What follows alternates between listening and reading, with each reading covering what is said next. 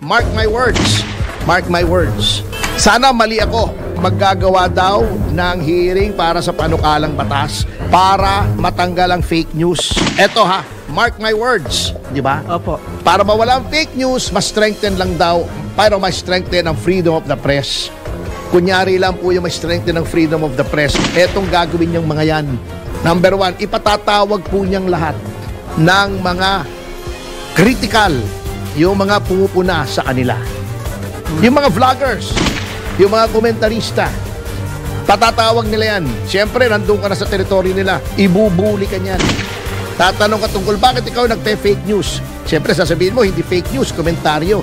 Pag hindi nila nagustuhan, ipakukulong yung mga yan. Iko-contempt. Maniwala kayo, ang veiled threat doon, pag hindi nyo tinanggal yung mga critics nyo, kakansilahin namin yung prangkisa nyo parang ginawa sa SMNI. Crackdown na po ito sa freedom of expression, maniwala kayo. Nakikitang-kita ko na yung pattern eh. Paunti hanggang isang araw magigising na lamang tayo ay wala na tayong freedom. Yan, unti-unti na oh. Kitang-kita nyo na yung pattern. Yang resolution na yan ang magiging basis para mag-hearing. Sa hearing na yan, patatawag lahat ng kritiko ng gobyerno. Ibubuli yun, katulad ng ginawa nila sa mga resource persons ng Quadcom. Alam mo, Juby, teka ha, since holiday naman ngayon, i-wave natin yung batian. Gusto ko lang magkomento rito sa binalita ni Jelly. Yes. Eto ha, eto, fearless forecast ha. Makinig po kayong mabuti. Ano to, may nag-flash. Okay. Fearless forecast, bago tayo pumunta sa ating panauhin, ano? Opo. Fearless forecast, yang resolusyon na inihain na binalita ni Jelly. Resolusyon inihain sa Kamara laban sa mga nagpapakalat ng fake news. Detalye ng balita, Patrol 30, Jelly Mendez.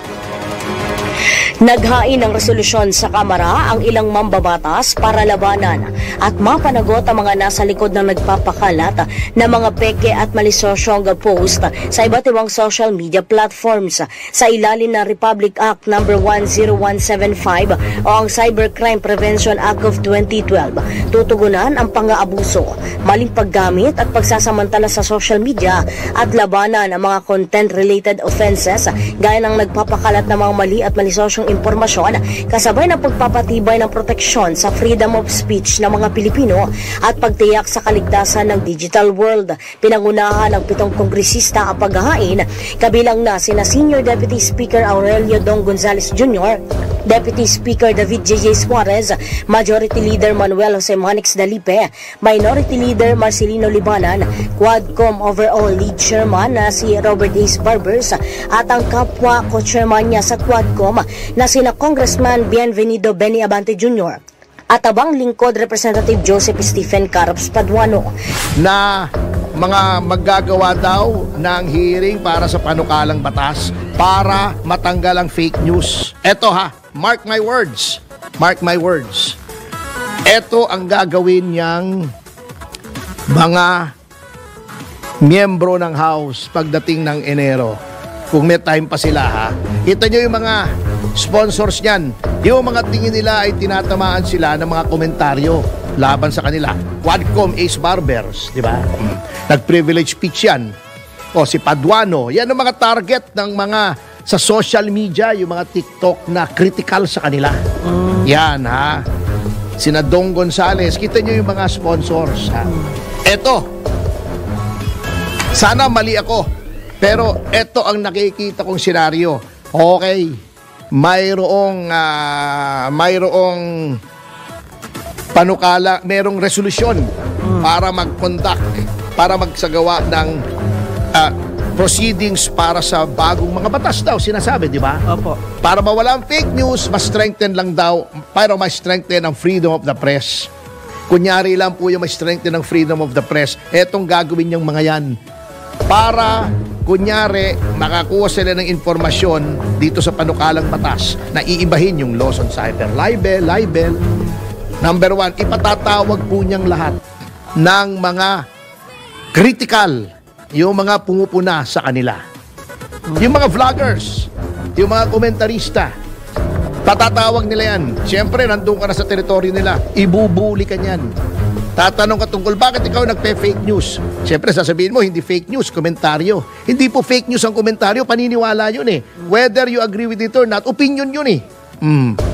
Ngayon, ibubuli ka, sisigaw-sigawan po yung mga critics ng gobyerno doon sa House. Maniwala kayo, gagawin yan.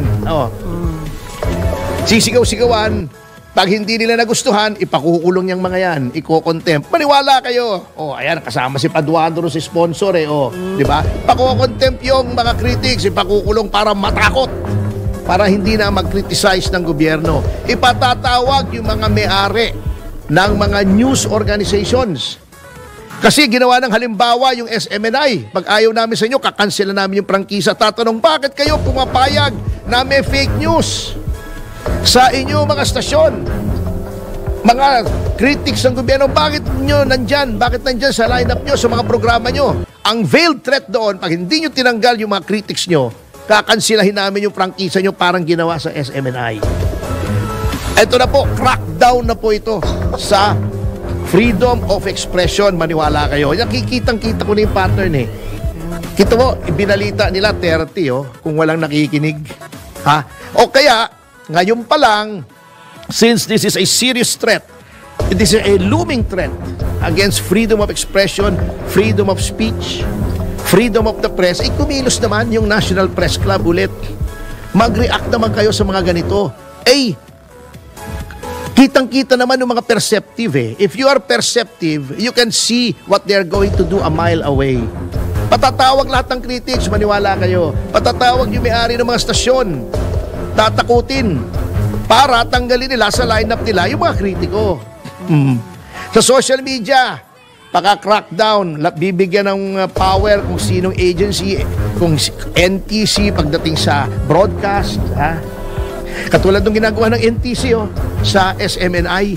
Hindi naman kanseladong prangkisa kasi hindi pa umaakyat sa Senado. Suspended indefinitely yung SMNI. Kalokohan yan, unconstitutional yan. Hindi pwedeng mag-suspend indefinitely ang NTC. Otherwise, the NTC being an executive agency can override a franchise granted by Congress. Na hindi pa naman kanselado. Hindi pa kanselado ang SMNI na franchise. Hindi pa po patas yung House Bill. Aakyat pa yan sa Senado. Hihiringin pa yan sa Senado. Kung dapat katiga ng Senado, hindi yan. Pero indefinitely suspended. Pero walang umaalma sa mga media, sa mga organization natin ng mga press. National Press Club, hindi kumikibo. Anong klase yan? Ayan na, crackdown na yan, maniwala kayo. Yan ang tinatawag na whittling down by small encroachments. Paunti hanggang isang araw magigising na lamang tayo ay wala na tayong freedom. Yan, unti-unti na kitang-kita nyo na yung pattern. Yang resolution na yan ang magiging basis para mag-hearing. Sa hearing na yan, patatawag lahat ng kritiko ng gobyerno. Ibubuli yun, katulad ng ginawa nila sa mga resource persons ng Quadcom. Sana mali ako. This time, prove me wrong. Pero kitang-kita, bago pa mangyari dyan, bay umalma naman tayo. Ginagago na tayo Wala pa tayong ibo. Ano ba namang klase yan? Pero attorney, di ba dapat sa National Press Club, ang aalma dyan, presidente muna? Hindi. Yung entire organization. Okay. Dapat IBP, ganun din. Tama na muna yung mga party-party. These are trying times. Crucial times ito sa ating bansa. For the first time, ang budget natin unconstitutional because binigyan ng mas malaking budget ang public works kaysa sa edukasyon. Kinuha yung pera ng PhilHealth. Kita nyo yung ginawa ng Quadcom. Tinitira yung mga abogado, tinitira yung mga media. Pinupulaan daw sila. Hindi ba ang papel ng media, kaya nga tawag yan fourth estate is to point out yung mga anomalya. Maaaring nasasaktan kayo. Kung totoo, ganun po talaga sa isang demokratikong republika. Paminsan-minsan, ikaw ay nasasaktan. Yun ang tinatawag ni then Justice Laurel, na naging Pangulo natin, si Jose Laurel, na kung wala ka namang kasalanan, you have the balm of a clean conscience. Ikaw ay, balm yung parang ointment yun eh. Opo. Yung sakit na nadarama mo ay mapapawi dahil malinis ang konsyensya mo. Ngayon, kung di malinis ang konsyensya mo, yun ang mabigat. Talagang tatamaan ka. Ayun. Dito po, alam nyo yung sinasabi ng fake news. May fake news na factually fake. Tama yon, fake news. Pero, yung sasabihin nila na nakakasira sa isang individual, pero kung totoo, or opinion, hindi po fake news. Ang opinion is never fake news kasi opinion yun eh. Tama o mali, yun ang opinion ng isang komentarista.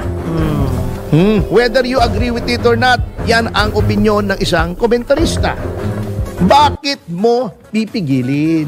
Bakit may iba brand na fake news? May problema tayo kung yan ang thinking ng mga nasa lehislatura na basta sila ay nasasaktan, sila ay napupulaan, yan ay labag sa batas. Alam nyo po, ang meron lang pong mga ganyang batas yung mga monarkiya, yung lese majeste. Halimbawa sa Thailand, pulaan mo yung hari doon, ikukulong ka. Gusto nyo, ganun ang Pilipinas? May magpasa nga kayo ng batas. Okay lang, sige.